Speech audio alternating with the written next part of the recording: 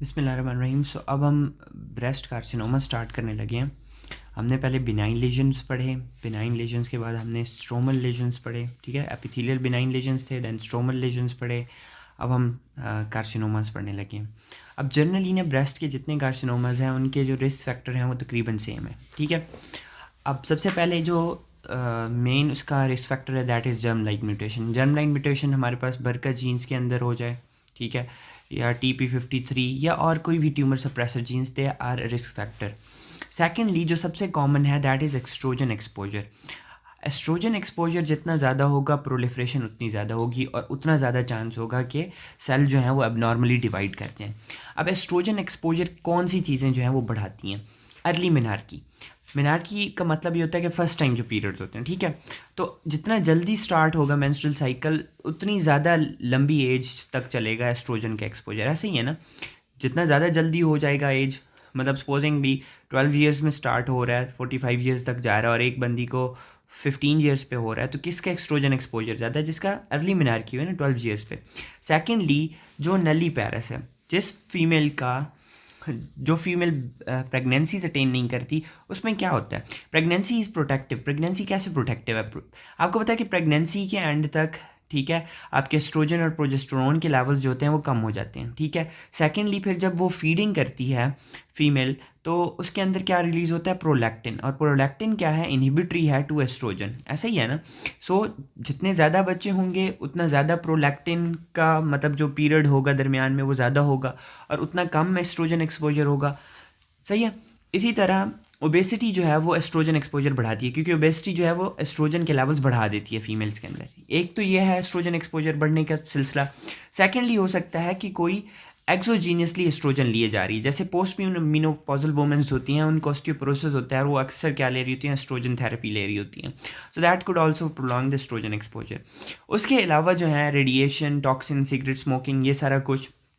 Benign breast diseases जो हम पीछे पढ़ के आए हुए हैं, ठीक है। बिनाइन ब्रेस्ट डिजीज में हमने कहा था प्रोलिफरेटिव चेंजेस आती हैं, जिसके अंदर हमारे पास था सेक्लोरोजिंग चेंजेस थे, पैपिलोमा था, ठीक है, एडिनोसिस था। वो सारे अगर पहले से हैं उस पेशेंट को तो पेशेंट इज़ प्रोन कि उसको हो जाए। या फिर एटिपिकल हाइपरप्लेजिया था, लोब्यूल्स का था या फिर डक्ट्स का था, so that could lead to breast carcinoma. Then is breast density. अब ब्रेस्ट डेंसिटी का क्या मतलब होता है कि एक पेशेंट के अंदर, एक ब्रेस्ट के अंदर लोब्यूल्स जो हैं वो बहुत ज़्यादा हैं और फैट जो है वो कम है। इसको हम कहते हैं कि उसकी ब्रेस्ट डेंसिटी ज़्यादा है, ठीक है। ब्रेस्ट लेब्यूल्स क्या है? बेसिकली फंक्शनल यूनिट है ना। तो जितने ज़्यादा फंक्शनल यूनिट हैं उसका मतलब क्या है कि उसकी ब्रेस्ट डेंसिटी ज़्यादा है, फैट कम है। तो जितना फैट कम होगा ब्रेस्ट टिश्यू के अंदर उतने ज़्यादा चांसेस हैं कि वो वाले सेल्स जो हैं they are more prone to attaining cancer, सही है। सो ये हो गया हमारे पास रिस्क फैक्टर। उसके अलावा अल्कोहल कंजप्शन, ओरल कंट्रासेप्टिव्स, आपको पता है oral contraceptive also disrupts the oestrogen progesterone levels, सही है। तो ये सारे हमारे पास हैं risk factor, they are very common. आप किसी भी जो भी क्वेश्चन में रिस्क फैक्टर है आप ये लिख सकते हैं।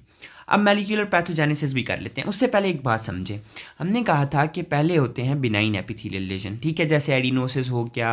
उसके बाद क्या हुआ था कि एडिनोसिस सेक्लेरोजिंग एडिनोसिस में चेंज हो गया था जब प्रोलिफरेटिव चेंजेस पड़ी। फिर हमने कहा कि एटिपिकल हाइपरप्लेजिया हो गया, ठीक है। सो इसी तरह होगा, जब एटिपिकल हाइपरप्लेजिया होगा उसमें डक्ट्स जो थी वो पूरी तरह फिल नहीं हुई थी, 50% तकरीबन खाली थी। फिर डक्टल कार्सिनोमा इंसाइटू बनता है, ठीक है। डक्टल कार्सिनोमा इंसाइटू में क्या होता है कि आपके जो एपिथेलियल और मायोपिथेलियल सेल्स होते हैं वो इतने ज़्यादा प्रोलिफरेट करते हैं कि वो पूरी डक्ट को भर देते हैं। हाँ, अभी भी उन्होंने बेसमेंट मेम्ब्रेन को क्रॉस नहीं किया हुआ, डक्ट के बाहर नहीं गया, ठीक है। So that is called as ductal carcinoma in situ. और उसके बाद क्या होता है, फिर वो इन्वेसिव हो जाते हैं, ठीक है। जब वो बेसमेंट मेम्ब्रेन को तोड़ के बाहर निकलना शुरू हो जाएंगे then they will be called as invasive cancers, ठीक है। सो अब हम इसका मॉलिक्यूलर मैकेनिज़्म समझते हैं कि ऐसी क्या मॉलिक्यूलर चेंजेस आती हैं जिसकी वजह से ये नॉर्मल सेल से कैंसरस सेल्स में डेवलप हो जाते हैं। सो आपको यहाँ पे याद रखना है, अगर आपने सिंपल पॉइंट्स में लिखना है आंसर के कौन कौन सी म्यूटेशंस हैं, तो बरका 1 और 2 की म्यूटेशन, ठीक है। उसके अलावा हमारे पास साइक्लिन डी के जीन्स के अंदर म्यूटेशन, उसके अलावा TP53 की म्यूटेशन, ठीक है। उसके अलावा फॉस्फोटिडाइल इनोसिटोल 3 काइनेज जो हमारे पास जीन होता है उसकी म्यूटेशन, फॉस्फोटिडाइल इनोसिटोल 3 काइनेज की म्यूटेशन, ठीक है। ये सारी म्यूटेशन आप मतलब इन्यूमरेट कर सकते हैं। अब मैं आपको बताऊंगा कि ये कैसे होती हैं और इनकी वजह से होता क्या है। सो सबसे पहले हमारे पास जो म्यूटेशन है, अच्छा मॉलिक्यूलर ना एक हम क्लासिफिकेशन भी करते हैं मॉलिक्यूलर क्लासिफिकेशन भी ना हम मॉलिक्यूलर क्लासिफिकेशन भी इसी वजह से ही करते हैं। मॉलिक्यूलर क्लासिफिकेशन का मतलब क्या है कि हम ना सेल्स जो नॉर्मल सेल्स होते हैं ब्रेस्ट के, उनके अंदर एस्ट्रोजन और प्रोजेस्टेरोन के रिसेप्टर्स और उनके ऊपर ग्रोथ फैक्टर होता है हर, उसके रिसेप्टर प्रेजेंट होते हैं। तो हम क्लासीफाई भी इसी तरह करते हैं कि वो वाले कैंसर जिनके ऊपर ER और एस्ट्रोजन और प्रोजेस्टेरोन प्रेजेंट हैं, या HER प्रेजेंट हैं, या दोनों ही नहीं प्रेजेंट, या दोनों प्रेजेंट हैं, ठीक है। तो मैं आपको मॉलिक्यूलर क्लासिफिकेशन नीचे बताऊंगा, लेकिन फिलहाल समझते हैं कि ये होता किस तरह। सबसे ज़्यादा जो म्यूटेशन आती है ना, दैट इज़ BRCA2 के अंदर म्यूटेशन, ठीक है।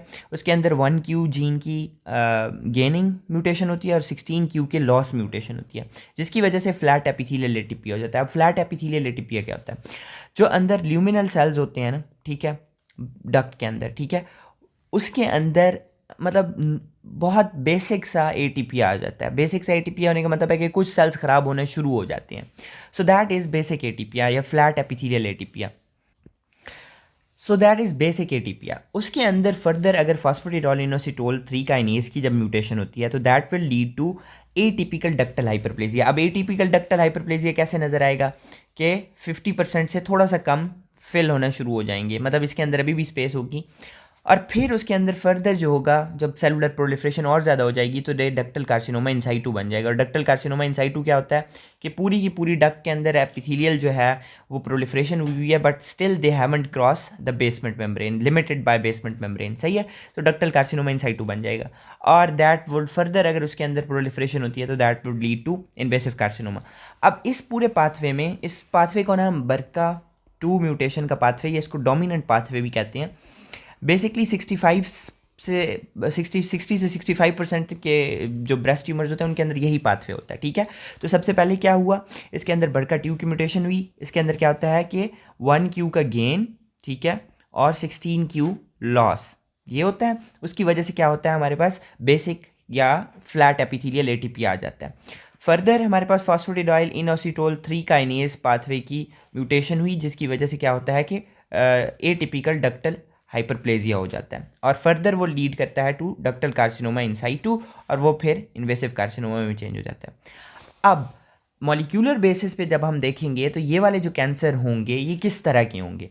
ये होंगे जी ल्यूमिनल कैंसर। अब इनको हम ल्यूमिनल कैंसर क्यों कहते हैं?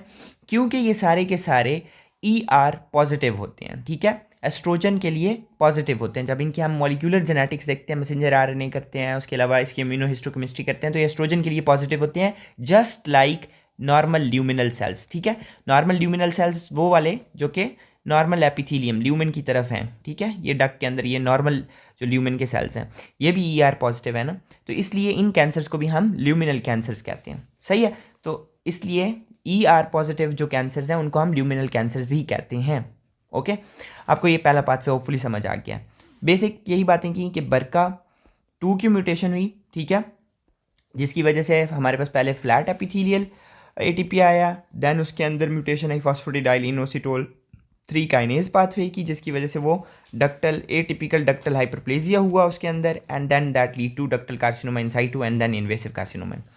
दूसरे वाला हमारे पास है म्यूटेशन पाथवे, जिसके अंदर क्या होता है कि हमारे पास जर्म लाइन म्यूटेशन होती है TP53 की। अब आपको पता है कि TP53 जो है ये एक ट्यूमर सप्रेसर जीन है, और इसके साथ एडिडली क्या होता है, हर एम्प्लीफिकेशन, ठीक है। अब नॉर्मली ग्रोथ फैक्टर हर प्रेजेंट तो होता है, ठीक है, HER2 प्रेजेंट होता है हर सेल के ऊपर, बट एम्प्लीफिकेशन म्यूटेशन आएगी तो ये रिसेप्टर बहुत ज़्यादा हो जाएंगे, और जब ये बहुत ज़्यादा होंगे तो ऑब्वियसली प्रोलिफरेशन बहुत ज़्यादा होगी सेल्स की, एंड अल्टीमेटली जो सेल्स होंगे वो कैंसर में डेवलप हो जाएंगे, ऐसे ही है ना।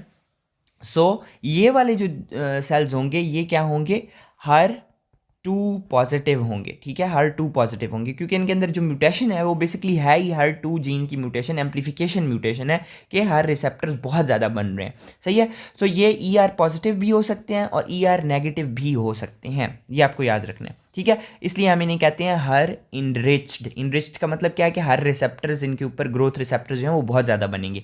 होपफुली आपको ये बात भी समझ आ गई। अब तीसरे वाला जो पाथवे है दैट इज़ ट्रिपल नेगेटिव वाले जो हमारे पास होंगे ना सेल्स, ट्रिपल नेगेटिव ट्यूमर्स होते हैं। ट्रिपल नेगेटिव का मतलब क्या है कि ना एस्ट्रोजन के ऊपर होगा, ना प्रोजेस्टेरोन होगा, ठीक है, और ना ही उनके ऊपर हर रिसेप्टर होंगे। तो ये म्यूटेशंस कैसे आएंगी? ER के अब पहले वाला आप देखें, उसके अंदर क्या था, ER एस्ट्रोजन रिप्रेजेंट हो रहा था ना ल्यूमिनल ट्यूमर से, तो उनके अंदर म्यूटेशन किसकी थी? बरका की म्यूटेशन, ठीक है। तो यहाँ पे बरका की इनएक्टिवेशन हो जाएगी, BRCA1 इनएक्टिवेशन, और TP53 समहाउ एसोसिएटेड है, जिसकी वजह से ये ER HER2 दोनों नेगेटिव है। आपको यहाँ पे दो म्यूटेशन याद करनी है। इसका बहुत ज़्यादा पैथोलॉजिकल जो मैकेनिज्म है that is not very much explained. So TP53 और BRCA1 की म्यूटेशन होती है और that leads to triple negative cells. अब इन सेल्स को हम क्या कहते हैं? Basal like. अब बेजल लाइक का मतलब क्या है कि they are like the myo epithelial cells, जिनके ऊपर ना हर के रिसेप्टर्स होते हैं, ना एस्ट्रोजन के होते हैं, ना प्रोजेस्टेरोन के होते हैं। तो इसीलिए इन्हें हम ट्रिपल नेगेटिव ट्यूमर्स भी कहते हैं। सही है, तो मैं सिंपल वर्ड्स में आपको दोबारा मॉलिक्यूलर पैथोजेनेसिस समझा देता हूँ ताकि आपको समझ आ जाए। इतना मतलब मुश्किल नहीं है। हमने कहा कि सबसे पहले डोमिनेंट पाथवे है जिसके अंदर क्या होता है? BRCA2 की म्यूटेशन होती है, ठीक है। BRCA2 की जब म्यूटेशन होती है तो उसकी वजह से क्या होता है कि हमारे पास फ्लैट एपिथेलियल ATP आ जाता है, ठीक है। फ्लैट एपिथेलियल ATP आता है तो उसके बाद उसके अंदर जब phosphatidyl inositol 3 phosphate kinase pathway की म्यूटेशन होती है तो वो डेवलप हो जाता है इनटू एटिपिकल डक्टल हाइपरप्लेजिया। सही है, और एटिपिकल डक्टल हाइपरप्लेजिया के अंदर फर्दर जब प्रोलिफरेशन होती है तो डक्टल कार्सिनोमा इन साइटू बनता है एंड देन वो इन्वेसिव कार्सिनोमा बनता है, और इनको हम कहते हैं ये ER पॉजिटिव हैं, एस्ट्रोजन पॉजिटिव वाले ट्यूमर्स हैं। इनको हम ल्यूमिनल ट्यूमर्स भी कहते हैं क्योंकि ये ल्यूमिनल सेल्स की तरह ही एस्ट्रोजन अपने ऊपर प्रेजेंट करते हैं। सही है, सो पहला पाथवे ये था। सेकंड पाथवे में हमने कहा कि TP53 की म्यूटेशन होती है जर्म लाइन, और उसके साथ एम्प्लीफिकेशन हो जाती है HER2 की। अब HER2 जब बहुत ज़्यादा बनेगा सेल के ऊपर, बहुत ज़्यादा ग्रोथ, ये बेसिकली ग्रोथ रिसेप्टर होता है, तो ये बहुत ज़्यादा होगा तो ये वाले जो ट्यूमर्स होंगे उनको हम क्या कहेंगे? हर इनरिच ट्यूमर्स, ठीक है। तो ये हर पॉजिटिव ज़रूर होंगे, साथ में एस्ट्रोजन प्रोजेस्टेरोन पॉजिटिव भी हो सकते हैं, नेगेटिव भी हो सकते हैं। सही है, ओके। थर्ड वाला हमने कहा कि TP53 की म्यूटेशन प्लस BRCA की इनएक्टिवेशन, ठीक है, BRCA1 की inactivation that leads to triple negative, जिनको हम क्या कहते हैं? Basal like tumours. Basal like इसलिए कहते हैं क्योंकि ये बेजल सेल्स जो कि मायोएपिथेलियल सेल्स होते हैं उनकी तरह होते हैं और उनके ऊपर एस्ट्रोजन प्रोजेस्टेरोन के रिसेप्टर नहीं होते। ठीक है, होपफुली आपको ये सारी पैथोजेनेसिस समझ आ गई होगी। Thank you.